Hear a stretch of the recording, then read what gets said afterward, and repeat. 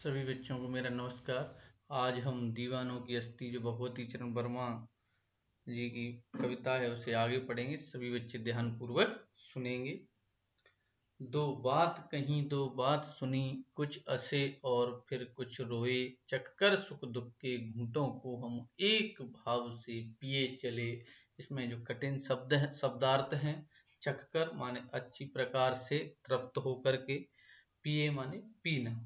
तो इसका अर्थ है, इस पद में जो कवि भगवती चरण वर्मा जी हैं, अपने सामाजिक व्यवहार और लोगों की प्रतिक्रिया का उल्लेख किया है। कवि कहता है कि इस संसार में रहते हुए अनेक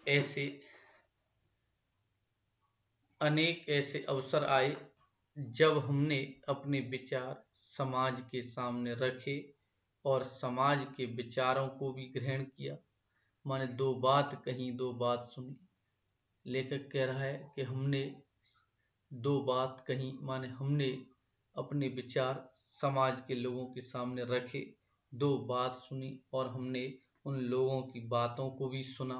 कुछ हंसे और फिर कुछ रोए, माने कभी जीवन में सुख के पल आए तो हम हंसे भी, और कभी जीवन में दुख के पल आए तो हम दुखी भी हुए, दुख भी झेलना पड़ा। चखकर सुख दुख के घूंटों को हम एक भाव से पिए चले। कवि कह रहा है, लेकिन हमने सुख और दुख की अवस्था को हमने सदैव एक समान माना। ना तो हम सुख में अधिक खुशी हुए और ना ही हम दुख में अधिक दुखी हुए। इसी तरह से हमने अपना जीवन बिताया। कवि कह रहा है, ना तो हम सुख में ज्यादा सुखी हुए और ना ही दुख में ज्यादा दुखी हुए। हमने तो अपने जीवन को एक भाव से माना और हम ऐसे ही जीते हुए चले आए। हम भिखमंगों की दुनिया में स्वच्छंद लुटाकर प्यार चले, हम एक निशानी सी उर पर ले असफलता का भार चले। इसमें कठिन शब्दार्थ हैं। भिखमंगों माने भीख मांगने वाले, माने यहाँ पर भीख मांगने वाले शब्द है। जो भिखमंगी शब्द है वहां पर जो स्वार्थी और कपटी लोगों के लिए आया है, जो लोग अपने स्वार्थ के लिए फायदा देखते हैं, उन लोगों के लिए यहाँ पर भिखमंगा शब्द आया है। स्वच्छंद माने स्वतंत्र, निशानी माने चिन्ह, संकेत, उर माने हृदय, असफलता माने निराशा, भार माने वजन। तो कवि कह रहा है, हम भिखमंगों की दुनिया में, कवि कहते हैं कि वे भिखारियों की इस स्वार्थी दुनिया में स्वतंत्र भाव से अपने प्यार को लुटा करके चल पड़ा है। हम बिना किसी भेदभाव और स्वार्थ के अपने प्यार को स्वच्छंद रूप से लुटाते हुए चल दिए हैं। स्वच्छंद रूप से हम उन लोगों के लिए अपने प्यार को लुटा करके जा रहे हैं। हम एक निशानी सी उर पर ले असफलता का भार चले, और हम अपने हृदय में निराशा और हताशा का भाव एवं निशानी लिए हुए चले जा रहे हैं। जब हम इस संसार से जाते हैं तो हम अपने ऊपर एक असफलता माने एक निराशा की भावना लिए हुए चल पड़े हैं।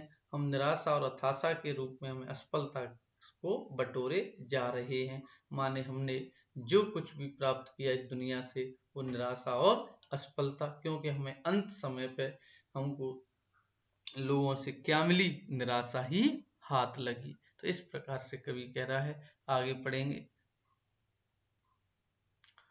अब अपना और पराया क्या आवाज रहे रुकने वाले, हम स्वयं बंधे थे और स्वयं हम अपने बंधन तोड़ चले।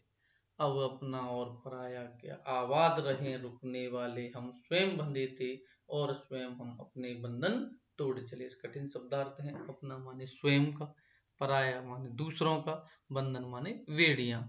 तो कवि कह रहा है, अर्थ है इसका, कवि कहता है कि अब अपना और पराया क्या, अब इस दुनिया में अपना और पराया का भेद नहीं रहा। आवाज रहे रुकने वाले माने हमारा इस दुनिया में ना तो कोई अपना है और ना ही कोई दूसरा है। हमारे लिए तो सभी एक समान है।